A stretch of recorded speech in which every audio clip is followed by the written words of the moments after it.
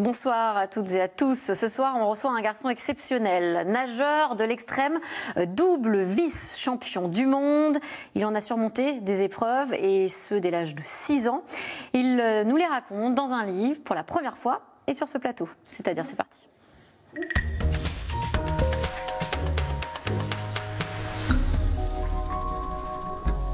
Théo Curin, bonsoir. Bonsoir. Je le disais donc, double vice-champion du monde en e-sport. Vous êtes aussi comédien, chroniqueur, égérie mode.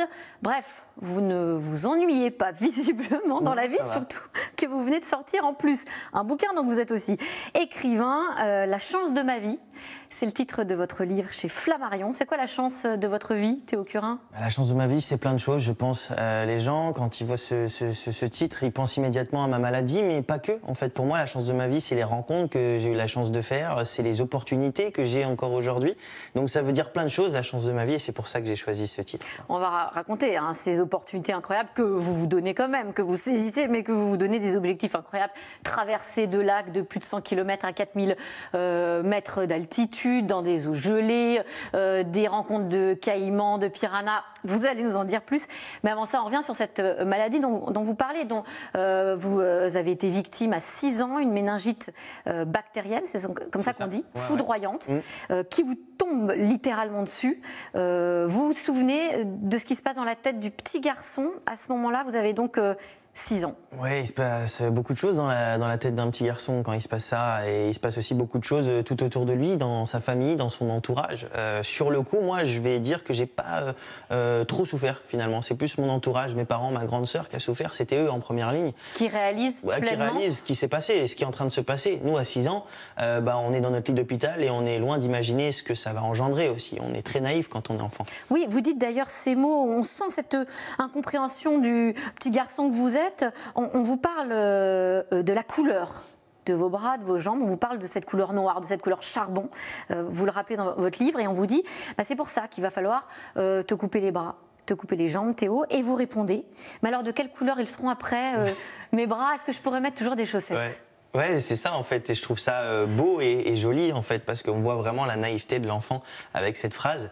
Et voilà, j'ai eu beaucoup de chance, comme le nom de mon livre, parce que j'ai toujours eu des personnes incroyables qui m'ont entouré, que ce soit mes parents, mais aussi le staff médical. Ils ont toujours pris le temps de m'expliquer, et surtout avec toujours beaucoup d'amour, et c'est ça qui a fait la différence. La différence, ouais. On voit l'amour, effectivement, dont vous êtes inondé avec vos parents qui vous entourent énormément depuis toujours. Et particulièrement à ce moment-là. D'ailleurs, l'incompréhension, elle est aussi du côté de vos parents. Vous racontez avec pas mal d'humour que même le mot méningite, pour eux, c'est totalement inconnu, qu'ils confondent ça avec rhinopharyngite et laryngite même. Ouais, mais c'est ça en fait. Quand il nous arrive un truc comme ça et qu'on nous diagnostique vraiment cette maladie, mes parents, ils savent pas du tout ce que c'est. Vous avez des fortes fièvres d'un coup, ils sont complètement démunis. Voilà, et on sait pas du tout ce qui va se passer. Sur le coup, on se dit, bon, ok, c'est une mauvaise grippe, voilà, il va falloir qu'il se repose, mais on est loin d'imaginer tout ce qui va se passer plus tard, ouais. Vous racontez donc cet amour qui vous donne quand même énormément de force. Et ce petit garçon que vous êtes, et avec un objectif, remarcher à tout prix, c'est votre unique priorité, c'est ça? Et c'est cette fameuse deuxième naissance dont vous parlez. C'est vraiment une sorte de deuxième Théo à ce moment-là qui naît. C'est ça, c'est tout simplement une renaissance, et c'est aussi très fort parce que je marche pour la première fois une deuxième fois. Et c'est hyper fort les premiers pas, on s'en souvient toutes et tous à chaque fois, parce que on se souvient à chaque fois que notre enfant fait ses premiers pas à tel endroit, à tel endroit. Et là, quand je lève mes fesses de ce fauteuil et que je fais mes premiers pas avec ces prothèses, c'est un soulagement énorme, parce que ce fauteuil, il vous pèse, hein? Il m'embête, il m'empêche d'aller dans certains endroits, de vivre certaines choses. Et là, quand je marche avec ces petites prothèses, je me dis, ok, j'ai réussi mon premier combat et ça sera pas le dernier. Alors, on voit d'ailleurs le sourire que vous avez sur la vidéo qu'on vient de voir, qui sont ces premiers pas là. D'ailleurs, ce qui vous ennuie le plus à l'époque, c'est du coup moins cet objectif que vous donnez, que vous réalisez, plus que le regard des autres. Vous en parlez bien dans le bouquin. Oui, c'est ça. Il y a beaucoup de progrès que je fais avec la rééducation, mais par contre, j'ai beaucoup de mal avec le regard des autres. Je comprends pas en fait à 7 ans à peine pourquoi tous les regards sont fixés. Parce qu'ils changent, hein. Et ils changent parce que vous les avez connus avant. Mais c'est ça. Puis je retourne dans des endroits dans lesquels j'étais déjà allé avant de tomber malade, et pour autant les gens ils me regardent plus du tout de la même manière. On me regarde comme si je suis un extraterrestre. Et là je me dis mais merde, moi j'ai pas changé, je reste quand même Théo quoi. Et j'ai beaucoup de mal à l'accepter. Et avec le temps je vais finir par accepter ce regard-là, mais oui, heureusement. Oui, que quasiment aujourd'hui, vous les comprenez en disant mais moi, si je vois quelqu'un avec les cheveux bleus dans la rue, je me retourne aussi. Donc la différence, elle l'attire finalement. C'est ça. On est tous attirés par la différence, par les choses qu'on n'a pas l'habitude de voir au quotidien. Et donc aujourd'hui, je suis en phase avec les gens qui me regardent. Mais j'ai envie qu'ils viennent me voir et qu'ils me disent mais qu'est-ce qui t'est arrivé comme ça, et ils n'auront plus du tout les mêmes a priori et les mêmes questions en voyant, quoi. En parlant avec vous. Alors à 21 ans, vous êtes devenu plusieurs fois vice-champion du monde, 200 mètres nage libre, 100 mètres nage libre. Vous entraînez très tôt, dès l'âge de 13 ans, énormément.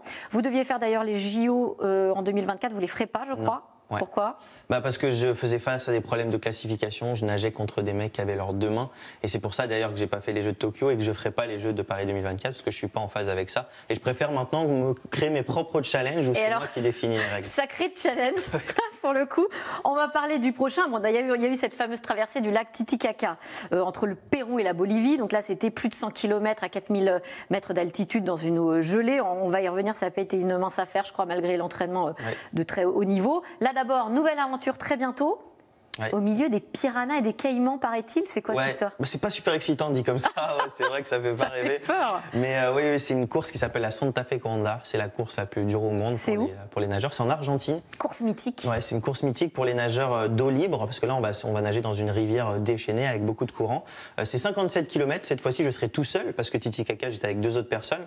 Là, je vais nager pendant 15-16 heures tout seul pour tenter de faire ces 57 km et tenter aussi d'être le premier athlète en e-sport à faire cette course. Et puis, la petite surprise, oui, c'est qu'il y a des piranhas et des crocodiles. C'est pour rajouter un peu de piment encore. Ouais, un tout petit peu de piment s'il en fallait. Comment on s'entraîne pour ce défi? Eh ben, on reprend les entraînements sérieusement, parce que j'avais un petit peu coupé, un peu ralenti le rythme après Titicaca, parce que j'en avais besoin. Et là, je reprends. Et puis, 4 mois avant la course, je vais vraiment nager pendant des heures et des heures. En eau, en extérieur, ou en piscine? En piscine, un peu partout. Beaucoup de muscu. Je suis suivi par Bilal Braza sur l'aspect athlétique, et puis sur la natation, qui est mon préparateur physique. Et Stéphane Leca, qui est spécialiste de cette discipline, en plus, et de cette course, parce qu'il l'a gagné plusieurs fois. Donc, je suis bien accompagné et on va s'entraîner très dur pour ça. Qu'est-ce qui vous donne envie de relever ces défis ou de faire cette course-là plus particulièrement d'ailleurs? Mais en fait, l'envie que j'ai, elle est la même partout. En fait, quand je fais une course, quand je fais une expédition, quand je sors un livre, c'est de déjà me faire plaisir à moi dans un premier temps, et aussi c'est d'envoyer un message auprès du monde entier. Si je suis écouté, c'est leur dire voilà, en fait, un pépin, ça peut nous arriver à tous. Moi, ça a été ma maladie. Peut-être que pour une autre personne, ça sera un divorce, ça sera la perte d'un proche, ça sera un accident. Mais je pense qu'au fond de nous, on a chacun la capacité de rebondir, et c'est ça que j'essaye d'envoyer comme message. Oui, d'ailleurs, vous dites ceux qui ont 1 milliard de complexes, ça m'énerve. On s'en fout. On peut avoir un œil en moins, un bras en moins, on s'en fout. Mais c'est clair, parce qu'aujourd'hui, on vit dans une société remplie de complexes chez les jeunes ou même chez les moins jeunes.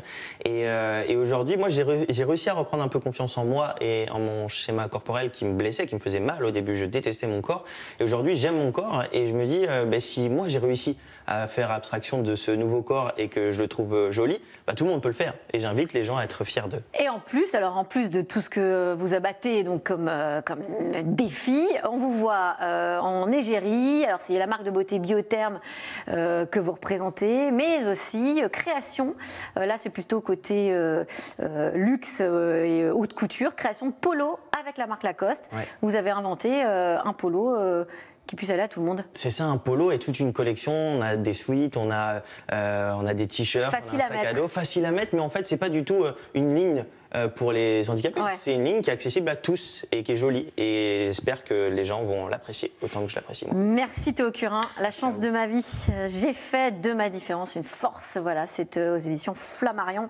Belle leçon de vie. Merci beaucoup. Merci à vous. Tout de suite, c'est dans l'air. Bonne émission.